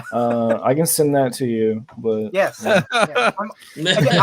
if it's a rhythm game on VR, I'm all in. Every single time. I love that shit. Like it's like PC is the best place in the world for like rhythm games, because it's like I could play this Ragnarok. I've got like Muse Dash, DJ Max, Audio Surf was so fucking cool for so long. All that Groove Coaster. But Groove Coaster's on the Switch now too. Yeah, that's good, dude. That's a good game. That's a good game, and they've got like HoloLive stuff in it too. So it's always a plus for me on that. So yeah, I couldn't recommend Ragnarok enough. Like if you have the capabilities of running VR, I think it's on everything. I think you can get it on Steam. And I think it's and it is like Oculus, like through just the Oculus store as well. You know, yeah, I know it's on Steam because we were looking at the Steam reviews and it was overwhelmingly positive. Yeah, so it's definitely just a top tier rhythm game that I want more people to play it too. So I actually have like full lobbies when I hit PvP. And it's one of those things where it doesn't work outside of the VR experience because it's just the motion is what it's all about. And I guess theoretically you could like a Wii version like 15 years ago that's been the only other option for it. But yeah, it's A+ for me here. Excellent. And that's it. That's the same old bullshit I'm always playing. WWE Supercard. So let's go to Aaron. Aaron, what have you been playing, dude? Not really anything. Pokemon Unite. Pokemon Sword. No, I beat Sword Dog, so I'm done with that. Right. Never touching that shit again. I've been plugging through Rune Factory 4. Okay. Yeah. That game does something I don't think I've ever seen in a video game before. So that game's broken up into acts. There's like 3 or 4 acts. And each one is like, decently long. I didn't realize that at first. So I beat the first act. It's like, oh, you got to run these 4 dungeons and rescue these people. And so I'm like, all right, cool. So I fucking did that. And then it rolls credits. I was like, oh, fuck, did I beat the game? Like, nah. So then I was just like, so then the credits roll and it just dumps you back into the game. I'm like, I guess I'll fucking plug around for a bit and like, work on my farm and shit because at least it's relaxing. And then like you get like 3 or 4 days into the game and like some other shit starts happening and you're like, oh, it's still going. Did Kojima make this game? It gets bigger, dude. It's just like, whoa, was not expecting that after they rolled credits and made me sit through them. Have you heard of a game called Nier? I've never played any of the Nier games. Yeah, that's what those games do. They say roll credits and got 7 more credits to sit through. Yeah, so I was not expecting that, but so I'm like 2 acts down out of 3 or 4, I think, in that game, and still playing a little bit of poker. And then the other thing that I started doing entirely unintentionally given the news of the week, was I've been playing through StarCraft 2 again. Oh boy. Delete it right now, dude. You're not alone. No. Yeah, so I don't know. I just had a craving for some StarCraft, so I've just been playing through the campaigns again. God, Aaron, I remember you and I discussing StarCraft 2 like 6 years ago. We're like, yeah, we played a little bit 1v1. yeah. I still play the StarCraft a little bit every now and again. Certainly not multiplayer anymore because I'm getting too old for that. My hands just don't work. I just don't have the APMs for it anymore. But who's the pro player? Artosis? Is that his name? He's one of the he was one of the former pros. I was watching a video with him playing the game, and he was saying that his APM has gotten higher as he's gotten older. It's very interesting to hear him talk about his like practice increasing his APM. Anyways, that's it. That's good to know. Anyway, yeah. So that's me. It's nothing really new. So nothing I can dig into, like in depth because of I talked about Rune Factory last week, and StarCraft is a known quantity. So yeah. So how about you, Taylor? What are you playing, dude? Steam Deck. I've been playing, waiting for Steam Deck. Nice. Reserving Steam Deck. F5. F5. No, I lost an entire day today transferring my computer. Oh no! It took me like 7 hours to do the whole thing. Why? Because the AIO, the all-in-one cooler, all of the fans, and the fan controller were not existent in my previous computer build. So if everything had already existed and it was just a move, would have been totally different. But I was also at the same time installing all of the other stuff brand new for the first time. And so that just it took a really fucking long time. But yeah, other than that, I played Death's Door, and that game is good. I like that game. Looks good. It's okay. There are definitely some negatives to it. It's not perfect, but I like it a lot, and I think it was a lot of fun. I'm at the last boss. Have not beat it. I was going to do it today, but then the computer stuff took me about 4 times as long as I thought it was going to. I should have to, I guess, do some bread stuff in a minute. Doing some bread stuff, baby. Is that a euphemism or you know how it I was goes. gonna say yeah. So Death's Door, probably Pokemon Unite more hours than Death's Door, debatably. It's probably they're probably almost even. I had looked at I loaded up Pokemon Unite that day when it launched. I think I turned it on and then I kind of put it aside because I was busy all day. And then flipped it back on later that night, and you were already at like level 15 on Pokemon Unite. So I'm level 15. So, yeah, keep in mind, the first thing you have to do, you get tickets. And the first thing you use the tickets for, doubling the player progression points and doubling the coin. That's the first thing you use with the tickets. 1,200 tickets. I should have done that. Is what you're saying? Yeah. Yeah. I mean, if you didn't do it, then yes, of course you should have. I'll do it now. Let's see. Where's my? Does it tell me how long I've played this game? 20 minutes. No, just kidding. Yeah, I can't see my own play record. It probably says started 2 days ago. Yeah, that's what it says. First played 4 days ago. Yeah. Anyway, yeah, I play a lot of Pokemon Unite. Yeah, good. But yeah, I mean, it's just such an easy game to get. Like for anybody, I have a bunch of friends with Switches, so it's just been easy to be like, hey, I friended you. I friended you in the game. I did. I accepted it, I think. Yeah.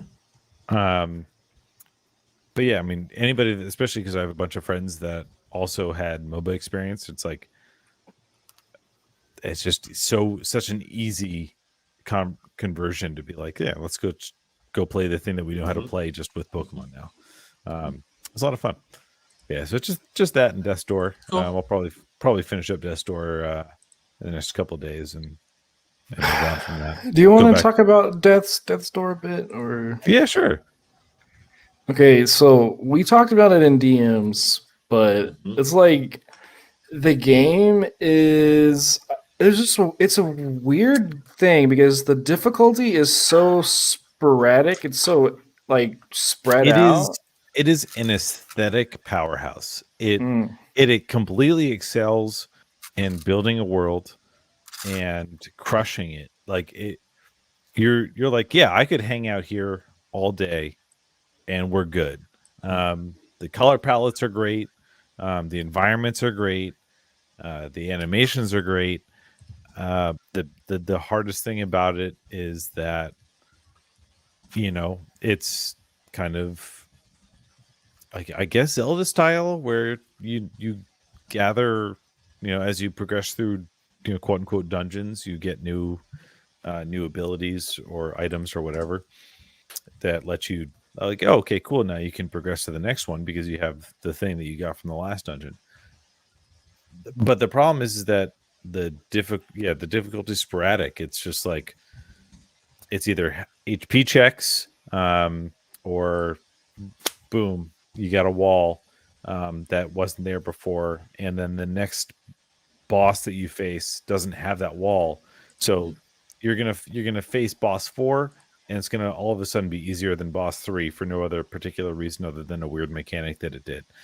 And it's just weird, like, little game design stuff that kind of keeps it down from being that top tier stuff that it could have been. But like, I still think that the aesthetic pulls it through. Okay. And the world building that it does keeps it afloat. It's definitely leans into it's got just a lot of brevity in the comedic aspect and the world build that it does. And one of I didn't realize this. I saw it on Twitter. There's signs that are posted in the game. And you can cut the sign in half. And if you then go and check the sign, it literally only reads you the bottom half of the sign, which I think really, it's just like kind of a neat little, it's just like little stuff like that. Like that. That's kind of like, take that and like, yeah, that's how they built the whole world. All right. It's wonderfully built, but pacing and difficulty scaling is a bit of an issue. Yeah, like Game Twitter was having one of those discussions they have about difficulty, where it's like, oh, that's true. Like games, like, because people are like, Dark Souls is good because of, the usual Dark Souls stuff, and it's like, why there shouldn't be a difficulty selection, right? And I think this game is a good example of why we do need like a difficulty selection screen, because there are people like I've seen saying the game is way too hard. Like, this game is super hard, and to me, it's like easy. Like, I'm breezing through it perfectly fine. And if the game was harder, I'd enjoy it a lot more. And that other person, they'd be like, if it was easier, I'd enjoy it a lot more too. So yeah, I think a difficulty slider of any sort would help the game a lot. If they patch it in the future, could be a thing. But yeah, it's very strange. After you get past like the first 2 hours, it's like, oh, you all of the normal enemies are known quantities, and if you've played kind of an action top-down 3/4 style game before, you've probably already got this one on lock, especially if you're good at that type of game already. It does not be, you're not going to die to normal enemies if you're proficient at that style of game, period. It's just, the bosses might give you some trouble, but the normal enemies won't. Yep. But despite that, I still think it's really good. And I would probably still overall recommend it. Yeah. I'll be playing it in the next day or so here, so I'm excited for it. Okay. Hit me up with any questions, Dally. I'm sure that you're probably going to get stuck on a few bosses, so. Zach? Last but not least. Oh, dude. Okay, man. I have a journey. So oh boy. this is like, these are games I've been playing for a couple of weeks. I've just been holding off on because let me get the paper to start working. yeah, let's go ahead. So I've been playing 2 MMOs. Oh, no. 2 new MMOs. One New MMOs. New. Yeah. New as in new releases or new as in new to you? New releases, baby. Crowfall. I've been playing Crowfall. It's a PvP MMO, and I've been playing The New World, which is also a PvP MMO. One of them is really good. One of them is really bad. Luckily, Zach doesn't have a 3090, so I don't have to worry about. I don't have to worry about my GPU crashing and burning. But they're gonna replace those if that happens. Apparently, so cool. Anyway, so I'll start with So both of these games are similar in a lot of ways. They're both PvP-centric MMOs with player-driven economies and magic systems and like fighting over land and crafting, gathering, that type of thing. And what Crowfall is like in this weird spot where it takes a lot from like Fortnite and like Minecraft more than it does other MMOs. So like see like in Crowfall, the first 25 levels are a tutorial and you're playing on this island and it's not PvP. You're just kind of going through the motions, figuring out how the game works, and it has a action oriented combat system. So you're like pressing buttons and they'll trigger into other attacks. So it's feels good to play, but the central mechanic of the game is this PvP guild versus guild type of game where it's always on. Like you always have to be in the game to make progress. Like, so for example, I joined this guild. I looked for the most hardcore guild I could find because I wanted to get the game at its highest peak and to figure out what it is. And these dudes are online all the time, all day. They're posting and saying, we need to be at this place right now to get this resource to fight this guild to do this so we can level up our barracks and do this. So it's like the game is very heavy in leaning into the people who just have no life. And these people have been playing the game since like alpha. They've been playing this game for 3 years. There was a closed alpha and beta test for this game for 3 years. So people who have been playing are playing the game now, and they're like at the top of like there's gods. Like they know how the game works. They're getting people in and they're using people to get resources, and you're building and crafting, and it's not fun. Like it's the gameplay is fun. It's fun to play, but the actual what the game is, which is a PvP fighting game, sieges and stuff, it's like you sleep for 10 minutes and like you go to bed and you wake up and everything's destroyed and you lose all your shit. So, and that on a base level, I think is interesting for a game. I think MMOs need a game like that because PvP games are very popular now. Like that's like where the market is, like competitive based games. And this is like to such an extreme that I don't think a lot of people are going to like.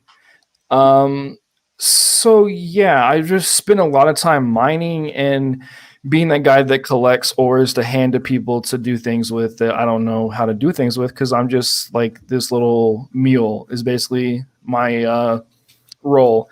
I think the game looks cool, but yeah, it's kind of a bummer because it's been in development for 5 years. For forever. But yeah. So on the other hand, we have the New World, which is kind of the same, but instead of it being where you need to be online all the time, everything's gated to certain times. So it's like it's kind of the same thing, but it's also more involved. So you go to like a city and it'll say, you can siege this city between 4:30 p.m. and 5. So if you want to siege that city with your clan, there's 3 clans in the game instead of being a bunch of independent people. there's 3 focus clans that you join up with, and you and your clan can decide we're going to attack this city and we're going to take it over and we're going to get the resources from the city between 4:30 and 5 p.m. So you can plan your day. Like, okay, I'm going to go to the store, do this, blah blah, and go do this raid. And it's also because everyone else is joining these 3 other clans. It's not like you're fucked if you don't go. Like, you're going to make progress through the city at some point. Like, you're going to get the taxes from it. You're going to get the resources from it. You're going to get benefits from it, which is good.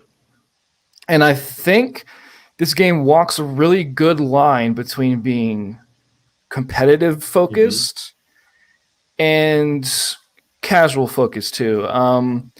Because you can just be a crafter, chopping down trees, bringing trees to your cities, like, because each city has these like boards that say we need 10 hides, and then they also have these things like we need you to siege this place. So it's just like it's this constantly evolving game, constantly evolving map, and the aesthetic's cool, concept's cool, and it's just way more involved than the other game.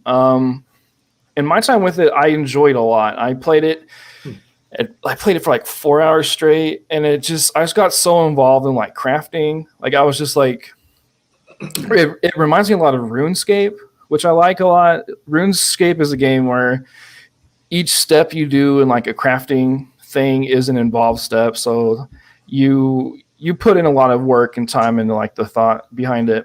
And this, it's like, I'm going to kill this boar. I'm going to walk over there. I'm going to skin it. I'm going to get the meat from it and the hide. And then I'm going to take the hide and I'm going to turn it into this. I'm going to use that to sell it to here and level up my merchant skill or level up my skinning skill. And you can just level up your merchant skills, your social skills, your fighting skills. There's a lot of stats that you can focus on, which I think is important for a game, which is what a lot of MMOs lack. But with a competitive game, you're going to need that stuff, especially with a player-driven economy. So yeah, it's really fun, and I think it's PvP MMOs are games that need a big budget, and Amazon has a big budget, and it's working for them. It's doing a good job. They're using the budget well. The game looks great. The way the game shows the world to you in UI is very great. I love it's very minimal, and there's no like map or anything either. Like, you have to pull up the map to look at it and see where things are. So there's a lot of cool ways that the game makes you get involved too, which is super cool. Combat feels great. There's 10 different weapons, and you can be a mage, you can be a healer, you can be a tank, you can be a DPS, usual stuff. And you can swap between weapons. So like, I was playing as like a guy that had like ice fist. I was freezing dudes, and then I would switch to my bow and an arrow and roll back and start popping guys, and it's just fun.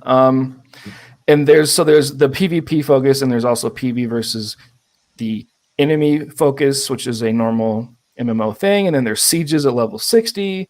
You can go siege castles and go take over things. So there's a lot of cool stuff that I think the game will be able to do. But versus like Crowfall, it's definitely like leagues beyond beyond it, especially in the fact that it just respects your time. That alone is like really good.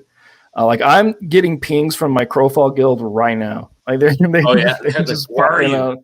No, it's not even that. They're just like, we're having a meeting tomorrow. We're gonna post the Google Doc about like it's so involved, and it amazes me that this style of game has made a comeback, or finally got popular. Back in like, I want to say like 2002, 2004, maybe, I was part of a gaming group that played basically these exact kind of games, but the only versions of them that existed, it was right at the rise of like the Korean like MMOs, like the really grindy, like not officially released in North America, here's a bad translation that you have to install yourself MMOs. And like, I remember playing those and being like, this is a really cool idea. I don't think it's ever going to take off if it doesn't leave Korea. And now here we are almost like 20 years later, and it's like, oh, they're finally here. Cool. I think it's because we have Minecraft and Fortnite being these games about resources and being about fighting people. Like that idea now on top of MMOs being so much in like the gamer like idea of what a game is like, because it's a perfect time for this game to hit. And Crowfall isn't going to reach people because it's so niche and how intense it is. With the New World, it has a capability to be like hoop sockable, where you just like play it all day.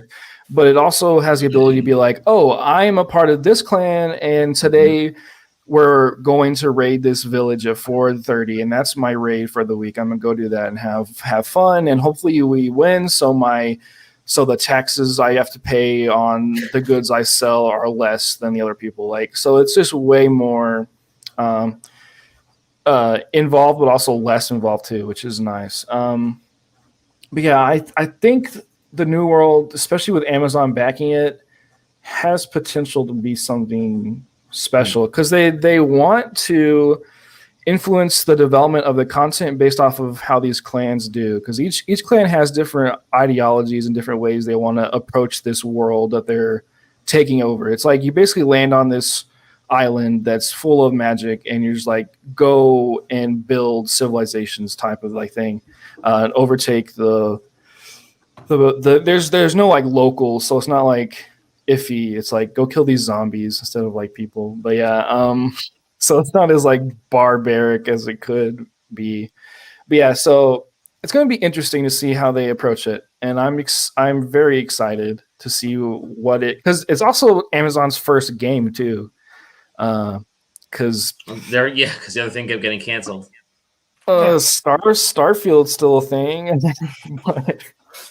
Starfield's still a thing, and Lost Ark is coming out eventually, but that's a top-down Korean MMO. So, but even New World's been delayed quite a bit. Yeah, no, I played this game in an alpha state where it's just Rust. It was fantasy Rust at one point, and then now it's evolved into this like MMORPG with magic and classes and clans and guilds, and it's like they've definitely taken the idea of like survival on this new island and applied it in really cool ways. It feels like it feels like playing Grand Theft Auto online more so than playing an MMO, because it also has Dark Souls combat, which is dumb to say, but it's more free flowing, but you have 3 skills that you can use, and you can like jump around and explore things, climb up on stuff. It lets you explore, which is cool.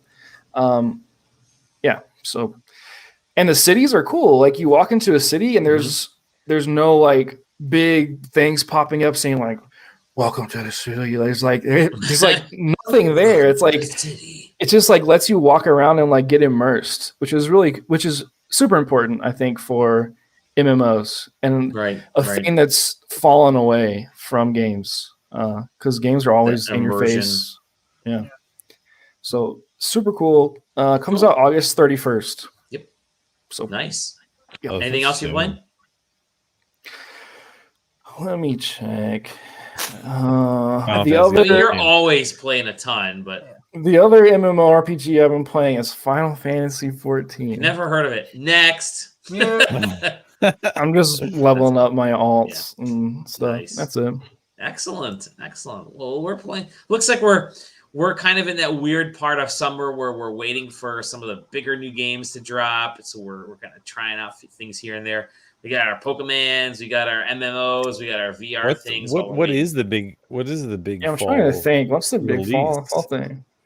Battlefield 2042. Maybe Battlefield. Yeah. I wouldn't say anything Nintendo has is like big. I mean, you got like remakes, and you got Metroid Dread, which is a remake of a DS game essentially that never came out.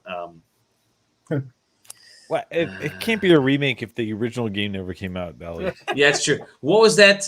What's Sony's supposedly their big? What's Sony's fall game? With Alloy. Oh, Horizon 2. Horizon. Oh, that's in 2022. Forbidden West. Yeah, is that next year though? At this point, Yeah, that's in Yeah, 2022. I thought they They- pushed that back. They haven't said it if they have. Forbidden West. They haven't said nothing about it, so who knows? I'm looking through my Steam wish list and True. seeing what's coming around the fall. Yeah, that's true. We didn't talk about how Aloy got added to Genshin Impact. Genshin That's Impact. true. News. Why Hey, didn't we talk about that? If you guys are still playing Genshin Impact, there is that one piece of news that just came out where they've apparently got like a 4-year plan laid out, and it's going to take 4 years for them to release all of the continents. Oh, really? Now, Yeah. isn't Sony's big game Deathloop? Isn't that their Oh, big? yeah. The Sony Bethesda. There you go. That sucks. That's I yeah. was gonna say, I mean, Yeah, for that's, their I sake, know I the hope words came out sound bad. Give us but- your money for 4 years, and you'll finally get to see the whole game. Ah. not. So I mean, I'm here- looking for. I'm going to try Genshin Impact for the first time on my on my PlayStation. I think that's where It's my fine. first. Yeah. I will say it's impressive for a free to play game for sure. Yeah. It did not hold my interest all the way through to even getting to the point where I was like, okay, time to gamba in order to stay relevant. Well, the thing about Genshin, at least, is like it's a solo game, so you don't really have to like. Yeah. You don't like you get the character you think looks cool, and then you're done. Like you're whatever. Like,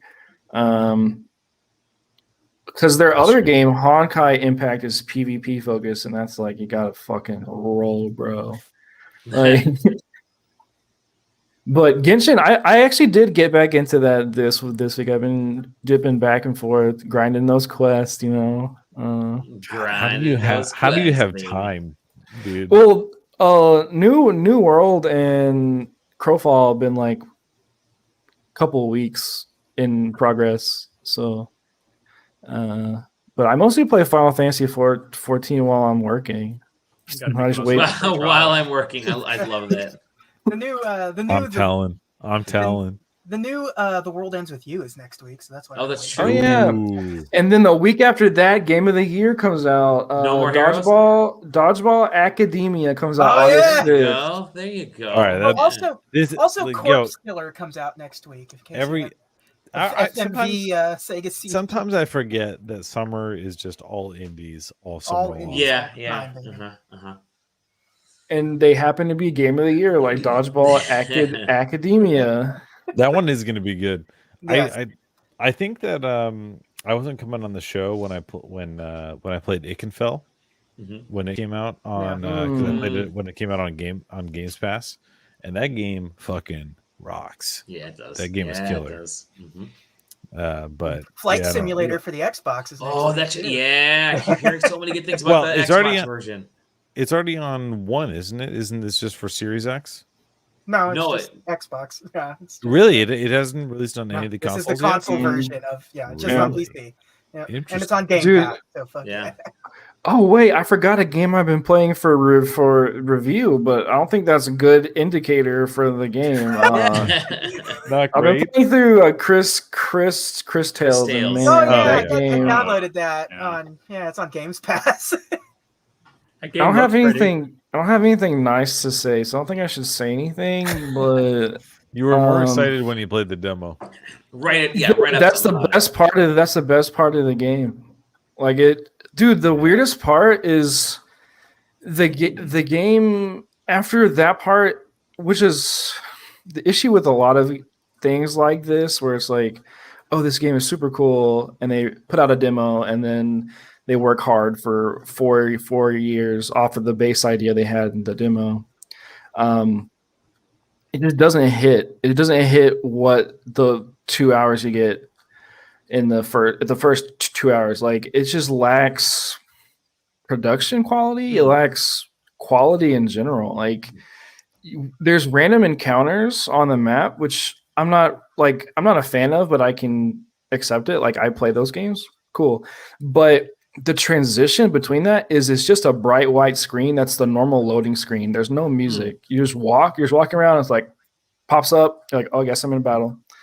And you fight, and then and it sucks. Like that's like a really big thing that is lacking. There's no PC options. There's no like I can't change the quality of the things. I can't change the I can only change the music and the voice acting volume, and that's it. Like so, I'm playing on a 1440p screen at 1080p, so everything looks scrunched and like low quality. It's just like I emailed them. I was like, "Is there going to like? Am I missing something?" And they said, "Oh, it's going to come in a future patch." What's like, wrong with it? So, yeah, it's tough to get through because it's supposedly a 40-hour game. And I've got 6 hours in, and I don't want to go back, but I got it. Like I gotta see it. See it through. I gotta at least get like the first quarter done to get a good grasp of it, because apparently the story is really involved, and you gotta like choose things. So maybe it'll pick up, but yeah, it's disappointing. To say that would be actually to say it's disappointing would be an understatement, really. Well,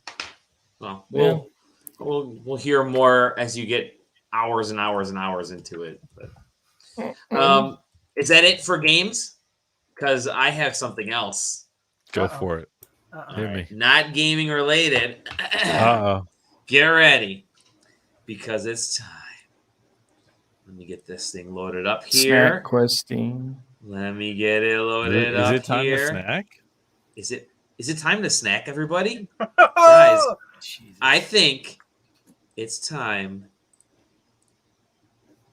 for more Takis. Takis are dangerously good. Blue Heat Takis. These are the Blue Heat Takis. Let me stop sharing. Check it out. Let me go you're frozen. Full size on this guy here. You guys see? I'm not frozen anymore, right? Okay. No, you're good. Blue Heat Takis. Let's see what happens over here. Okay. Oh, had I known, I would have brought my spicy chicken sandwich Wendy's Pringles. Hell yeah, dude! You can do the next snack questing is all you. I mean, I got a box. Holy shit, these are blue. I got a box of Sesame Street. Yeah, go figure. The blue flavored Takis are cereal blue. up on the shelf back there. You got what? Sesame Street cereal? Sesame Street, like pumpkin flavored cereal. Yeah. That's so fucking Canadian. Yeah. Hey Dolly, I don't think it came from Canada. We import all our snacks from around the world. What's up, Zach? Before I go, after you eat that, put this video on the screen.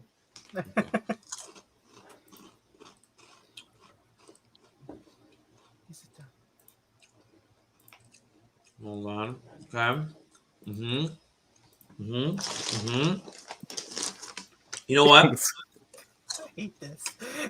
It's not as hot as the Fuego ones that we had before, but here we go, man. Ninja eating Takis. I am the ninja of SideQuest. It's the color of his hair.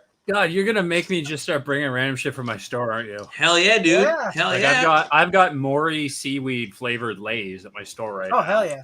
Oh fuck! He says Takis are. He says gaming is intense, but Takis are seriously intense. That's what he says. These are not. I like these better than the incredibly brutal. Not the incredible, but the Fuego ones that were hotter. Because like snack chips that are too hot, you're literally eating them for the heat. You're eating them to like, it's like this weird sadomasochism type of thing. But Taki, the blue heat, yes, there's heat to it, but I'm actually tasting the surround, I guess, the actual flavor of it, which is kind of nice. It's not a great flavor. Still focusing on the heat part, but I think because it's slightly toned down, you can taste more of the chip-ish aspect of it. What's the flavor supposed to be? It says blue. Yeah, it still says extreme. There's a little extreme thing on there. Takis are dangerous. Doesn't even fucking say it. It doesn't say what it is. It just says it says blue Takis. That's it. New look, same intensity. Okay. It's a hot chili pepper, artificially flavored tortilla chip. It's gonna be like the original Boo Berry, where you're gonna like take a shit later, and it's gonna be like neon in the bowl. It's like the Shrek ketchup that came out. Oh my god! So there you go. Reboot green. Takis, baby. Takis, blue heat. With that, we got no other heat left. Yeah, Me and JJ could go off. Me and Aaron, we didn't even get to talk about any VTuber stuff like we keep forgetting to do. So, I've been making Ikura is a. Yeah, I mean, you know, the new one just debuted, Iris, couple weeks ago now. Yeah, Halloween expanding ever further. We could really just make this. We can go off, man. I've been making a point not to say shit because JJ haven't been on, but we could have a whole show about this. There's a podcast I listen to. It's a bunch of dudes that live in Japan, and one of the guys' wives is actually one of the HoloLive chicks. Really? Ian, yeah, she's one of the English ones. So what's HoloLive? Explain that to me. Dally, you just asked a question when we're about to flip 2 hours in, let's get into 59 minutes. And you ask a question, what is HoloLive? The short answer Come on, is JJ. You give me shit for talking about Steam Deck. Yeah. It's a tech-based talent agency, basically. Okay. Yeah. It's very as they would say, it's like AKB48, yes, and but yeah. Okay, yes, and you've seen the videos of those anime girls playing games and like screaming and stuff, and that's what it is. Got it. Okay. Famously sitting there playing GTA 5 and dropping the N-word because they parodying Okay. Yeah, it makes a lot more sense now. Totally makes a lot more sense. Yeah. Okay. So we're gonna have what you're saying is we're gonna have a HoloLive podcast. We'll just next week. We'll just... This guy is 6. Buy this guy is 6. You can play right? There you go. If you want to watch people play Apex Legends, they're all playing Apex Legends all the time, and weirdly good at it. A lot of them. Yeah, dude. So one of the guys on that podcast I just mentioned, he plays Apex with them. He's a English voice actor. His name's CDog VA. He's super involved. That is a name. Yeah. With them. Yeah. Anyways, that's my only like touchstone is that podcast. There was one of the better clips that are on YouTube right now is from some random streamer who was streaming Apex. He had like fucking 2 viewers or something like that. He was okay at the game, but he was unknowingly in a match on the same team as one of the HoloLive streamers and gave her some really good armor. He was like, oh, she's playing the character that needs this armor more, so I'm going to get her attention and give her this armor. And then he just fucking bounced. And then all of a sudden he's like, why do I have what happened? Did somebody raid me? Yeah, she had 20,000 people watching her, and all of a sudden they were all just opening his stream up. Oh, wow. Yeah. They all have it's weirdly huge. Yeah, they all have a million fucking followers. Never fucking heard about this. Never heard about it. But maybe I should start. No. Maybe don't do that. Maybe it's a deep hole. Maybe we should stop. The side. You could talk about the tech requirements because that's actually really interesting considering how fucking expensive it can get. Really? Well, I mean, if you want to do it legit, you're probably going to need an iPhone 10 or better for the facial tracking software. Okay. Which is, $500 right there. So we need Sam because we've been trying to get him to get a freaking face for the podcast. Yeah. We need him to use his fucking phone. Sam could be the first side questing VTuber. Easy. Yeah, there we go. So. Love it. There we go. I think so. We're gonna face cam is not expensive out there. Okay. I mean, you can do it cheap. We could get Sam set up with commercial use, animes or whatever. Well, what's that program that's on the Face Rig? Yeah, you can get a commercial license for $20 or something like that. Yeah, they recently rebranded it to something else, but yeah, VTuber Rig. Yeah, or you can use that Snapchat tune filter. Yeah. That everyone's using. Oh God. Okay, we can stop this. It's 2 hours. We can stop this. Let's end it. It's 2 hours. With that, we introduced ourselves at the beginning of the show at Dolly Demowski, at _double_J, at OKQuest, at Taylor Bliss, at at Scratty Bones Kelly. And we're at SideQuesting. Go to sidequesting.com. On Twitch, we're SideQuesting TV. On YouTube, we are just SideQuesting. We would appreciate all comments and likes and whatever you do, the things you do. Just tell your friends about us because that's always good. tell your friends about your dads and uncles at SideQuest, because that helps us out. With that, thank you for spending time at our Deck Space Reboot episode of the SideQuest. We'll see you on the next episode. Bye, everybody. Have a wonderful week. Adios. See ya.